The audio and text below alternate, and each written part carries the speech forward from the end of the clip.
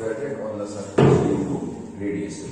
मान लेते हैं बेटा ये आपका सरफेस हो गया, सरफेस का एरिया बेटा ए है, इस पर लाइट इंसिडेंट हो रही है नॉर्मली, हम ऑब्लिक इंसिडेंस भी मान सकते हैं, कोई दिक्कत नहीं है। यदि आप ऑब्लिक इंसिडेंस मानेंगे तो इसके करस्पॉन्डिंग परपेंडिकुलर जो इंटेंसिटी हो जाएगी वो आई ए कॉस थीटा हो जाएगी, सॉरी आई कॉस थीटा हो जाएगी, तो पावर आपका आई ए कॉस थीटा हो जाएगा। वैसे आपका जो पावर रिसीव वाली सरफेस है वो कितना हो गया आपका आई इंटू, तो बेटा इंटेंसिटी ऑफ द रेडिएशन क्या है आपकी आई। हम अभी क्या मान के चल रहे हैं कि यहाँ पर कोई भी ट्रांसमिशन नहीं हो रही है। यदि कोई भी ट्रांसमिशन नहीं हो रहा तो energy received by surface, energy received by surface पर सेकेंड कितना हो जाएगा बेटा आई इंटू ए। तो अब बेटा नंबर ऑफ द फोटॉन्स कितने हो जाएंगे पर सेकेंड जो भी सरफेस रिसीव करेगा, तो नंबर ऑफ फोटॉन्स रिसीव पर सेकेंड, तो number of photons received per second बेटा क्या हो जाएगा एनर्जी पावर, मतलब कि आपकी energy upon energy of the photon क्या हो जाएगा आपका एस सी अपॉन लैम्डा। इसकी रिक्वायरमेंट बेटा हमें सबसे ज्यादा पड़ेगी। आपको यही ध्यान रखना है कि number of the photons received per second is I A lambda upon S C. अब इसमें हम सबसे पहला केस मान के चल रहे हैं जो कि जरूरी है। हम क्या मान रहे हैं कि नॉर्मल इंसिडेंस हो रहा है और जो आपकी रेडिएशंस हैं वो पूरी की पूरी एब्जॉर्ब हो जा रही है। रेडिएशन इज कंप्लीटली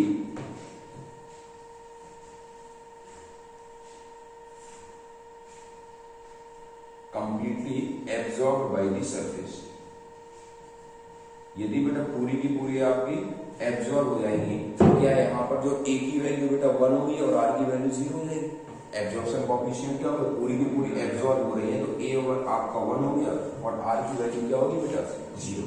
अब मेरी बात समझना कि मैं ऐसे देखो समझा दे रहा हूं आपको। सपोज सरफेस ऐसा है, ठीक, इस पे रेडिएशन से यदि जब इंसिडेंट हुई तो ये बेटा आपकी इंसिडेंट होने वाली रेडिएशन से किस डायरेक्शन में इंसिडेंट हो रही है, सपोज ये बेटा डाउनवर्ड डायरेक्शन में आपकी इंसिडेंट हो रही है। तो एक फोटोन का बेटा मोमेंटम कितना होता है, momentum of each photon, momentum of each photon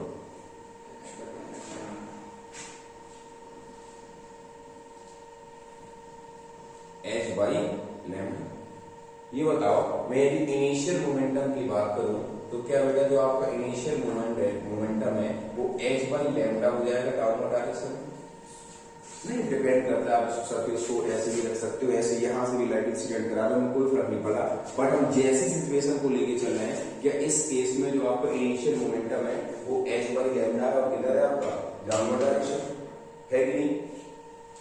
अच्छा जो फाइनल मोमेंटम है, क्या इस केस में जो बेटा फाइनल मोमेंटम है वो 0, फाइनल मोमेंटम 0 हो या नहीं, पूरी की पूरी एब्जॉर्ब हो जा रही है, रिफ्लेक्ट होकर जा नहीं रही है, तो आपकी जो फाइनल मोमेंटम हो गया वो कितना हो गया। अब ये बताओ आपको पता है कि number of the photons received per second is I A lambda upon S. ये जो हम मोमेंटम की बात कर रहे हैं वो कितने का मोमेंटम है आपका, एक का। अच्छा चेंज इन मोमेंटम निकालो तो चेंज इन मोमेंटम क्या हो जाएगा बेटा P final minus P initial, तो क्या बेटा आपका एच अपॉन लैम्डा जी कैप हो जाएगा, फाइनल से इनिशियल को माइनस कर दिया। Now total change in momentum कितना आ जाएगा, टोटल चेंज इन मोमेंटम क्या आप बता सकते हैं टोटल चेंज इन मोमेंटम कितना होगा। हम क्या करेंगे बेटा, एक फोटोन का जो आपका चेंज इन मोमेंटम है वो h अपॉन लैम्डा आया और total number of the photons received is I A lambda upon S C. तो ये बताओ यहां पर यदि हम टोटल चेंज इन मोमेंटम निकालें तो टोटल चेंज इन मोमेंटम कितना हो जाएगा बेटा I A lambda upon S C into H upon lambda. S cancel out हो गया। अच्छा ये मुझे बताओ ये क्या था, number of the photons received per second, तो ये हो जाएगा total change in momentum per second. क्या total change in momentum per second की फोर्स के इक्वल हो जाता है? बोलो, जो टोटल चेंज इन मोमेंटम है क्या बेटा ये फोर्स के इक्वल हो जाता है? This is the value of the force exerted by the radiation on the surface. ये कितना आ गया बेटा? आई अपॉन सी। कोई दिक्कत? और ये मतलब रेडिएशन जो है वो इस पर जो फोर्स लगाएंगे वो किस डायरेक्शन में लगाएंगे? डाउनवर्ड डायरेक्शन में, और उसके द्वारा अपोजिट रिएक्शन होगा वो क्या होगा आपका? अपवर्ड डायरेक्शन में, आई अपॉन सी। तो फोटॉन्स का जो मोमेंटम रहेगा वो अपवर्ड डायरेक्शन में रहेगा, मतलब जो फोर्स लगेगा, और सरफेस पे जो फोर्स लगेगा वो किधर लगेगा आपका?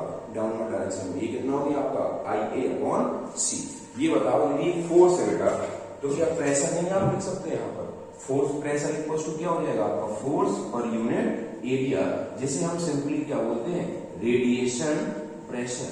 तो बताओ वो कितना हो जाएगा बेटा? Radiation pressure I upon C. Clear है आप लोगों को अच्छे से? बस इतनी छोटी सी बात।